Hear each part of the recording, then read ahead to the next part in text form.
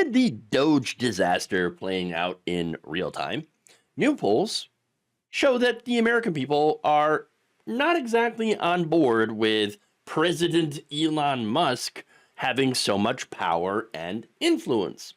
A new CBS YouGov poll released on Sunday found that a majority of respondents want Musk to actually have less influence over government spending and operations, including nearly a third who think that he should have none at all. Okay. Now, the poll found that 18% of respondents said that Musk and his Doge team of 20-something wonderkins should not have much influence on government, operations, and spending, while 31% said none at all. None at all. Nope. Now, of course, this is going to fall under partisan lines, with Republicans, nearly 3/4 of them, saying that Musk and Doge should have a lot or some influence, whereas more than 2/3 of Democrats say that they should have not much or none. So now what's funny, of course, is that Musk runs X and is constantly putting out stuff like, look at this example of government corruption. And usually it just ends up being a program that like feeds kids. So, yeah, of course, Republicans, they look at that and be like, oh, corruption. How dare you feed the kids? Of course. Look, I'm not saying that government doesn't do wasteful spending.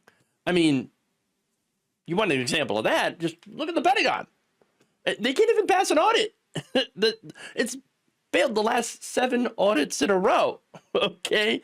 But, of course, what is Donald Trump doing? He's going to shove more money into it. Okay. Because war is good for business. Even if we're not technically at war, they still seem to find some justification to pump more money into defense. Yes. That's honestly where the real waste, fraud, and abuse is. You're going to find it in the Pentagon, in our military budget, okay? Or, you know, how about them corporate subsidies? Those are pretty wasteful too, okay? But anyway, back to some of this polling, right? See, this follows yet another poll from The Economist /YouGov that also showed that 51% of Americans believe Musk has too much influence in the government. 13% want him to have that much influence. It's a very small amount. 46%, on the other hand, do not want him to have any influence. Another poll released from progressive advocacy groups Groundwork, Collaborative, and Public Citizen, partnership with Hart Research, found that 54% of voters have an unfavorable opinion of Elon Musk, with the majority also saying that he has too much influence and involvement in the government, and that they have less favorable opinions after learning about the lack of oversight regulating potential conflicts of interest with his companies, as well as the ability of Doge to access unclassified information, like the Treasury Department, for example. Yeah. That's not all. Last month, the Quinnipiac University poll, which is usually pretty favorable towards Republicans, right, found that 53% of respondents disapprove of Musk's prominent role in the Trump administration. And another January poll from the Associated Press National Opinion Research Center found that a majority of Americans do not want Trump relying on billionaires or family members for policy advice and have an unfavorable opinion of Elon Musk. Oops. Look, these are not outliers, okay? Not all of them, all right? Musk is apparently very deeply unpopular, I should say, with the majority, all right? And honestly, he should be more unpopular among Republicans because he's basically running everything. He bought his way in, and now he's pretty much running the country, okay? Donald Trump's not running the country. It's Elon Musk who's running the country. Do you vote for Elon Musk? No. Even if you might agree with him on some of the policy issues, like, hey, wait a minute. No, I voted for Donald Trump to make America great again. And it's funny because if you really want to make America great again, you would tax the billionaires out of existence. I'm just saying. America was only really great, at least economically, when taxes were so high on the wealthy that billionaires could not exist. That's when, of course, income inequality was at a much lower level. Where you could actually raise a family on a single income. You could go to college and pay for it by working at McDonald's. You could, look, one of the big problems here, okay, is that regular the things that are basic necessities in our economy are extremely expensive. Well, now the luxury goods like TVs and stuff are actually much cheaper than they used to be.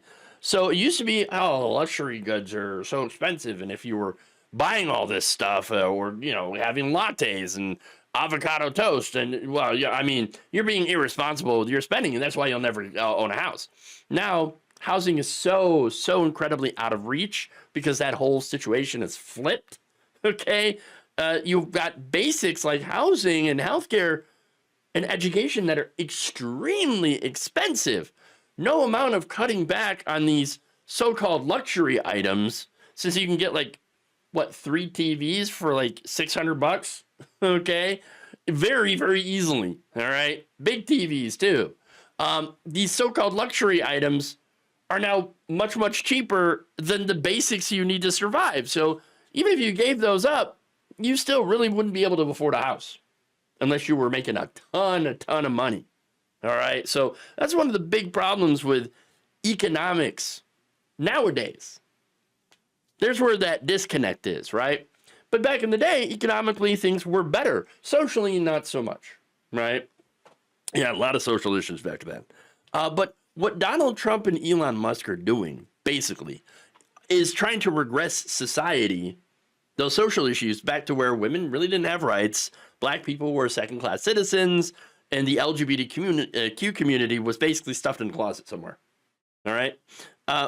And they're trying to do that while also keeping the horrific levels of income and wealth, income inequality and wealth concentration intact, where billionaires just like Elon Musk just keep getting richer and richer. This is the Gilded Age 2.0 with tech oligarchs in charge this time instead of railroad people. Okay.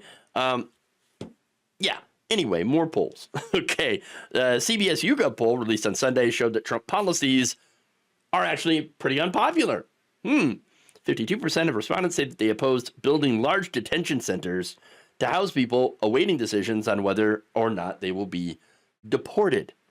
So, Gitmo, probably not a good idea. Not very popular. Only 13% said the U.S. trying to take over Gaza, as Trump had talked about, doubled down on, would be a great idea. 47% called it a bad idea. And 40% were like, I don't know. Really? You're not sure if that would be a bad idea? Going in and militarily taking over Gaza to build a resort? You're not sure about that one? Wow. Okay. Anyway. 2/3 said that Trump is just not focused enough on lowering grocery prices. Large majorities also said they opposed the new tariffs on goods from Mexico, Europe, and Canada, which have been so far put on pause except for China, right? Now, here's the other thing. What's interesting about this poll, right, is some of the other polls that have come out that kind of contradict it a little bit.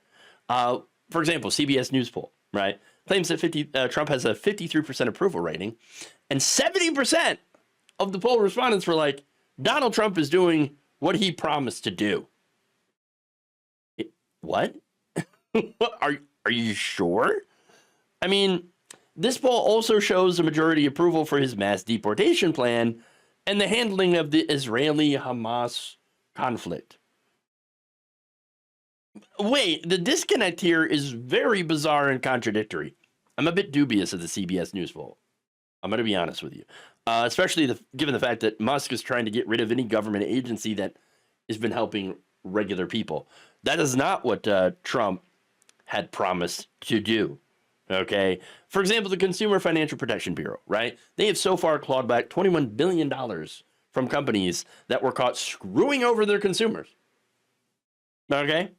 In a Saturday email obtained by several news outlets, you had the OMB's new director, Russell Vought, ordering the financial industry's watchdog staff to cease all supervision and examination activity, to stop issuing regulatory guidance, halt pending investigations, while refraining to open new ones, and no longer make or approve filings or appearances by the Bureau in any litigation other than to seek a pause in proceedings. So Vout, running the OMB, says no more consumer protection, basically.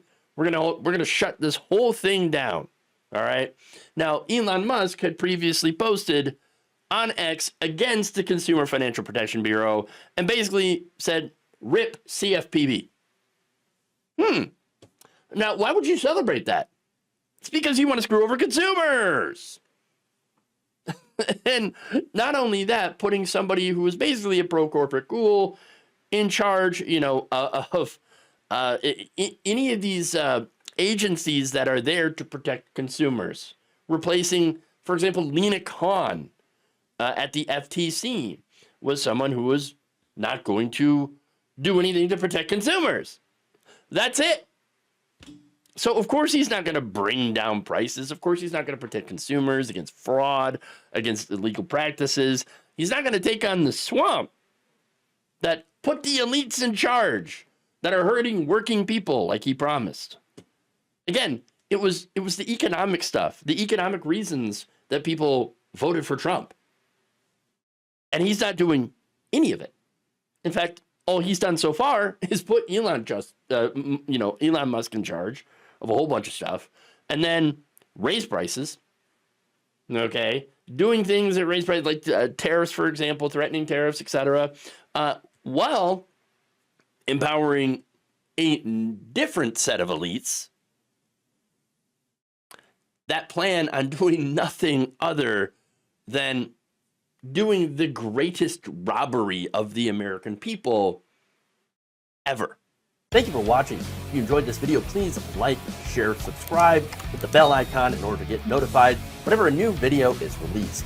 And if you want to support independent, progressive media through this difficult time where it seems like everybody is shutting down, you become a member on our YouTube page, you become a subscriber on Facebook, or you can go to my Patreon. It's patreon.com/Jeff Waldorf. Thank you.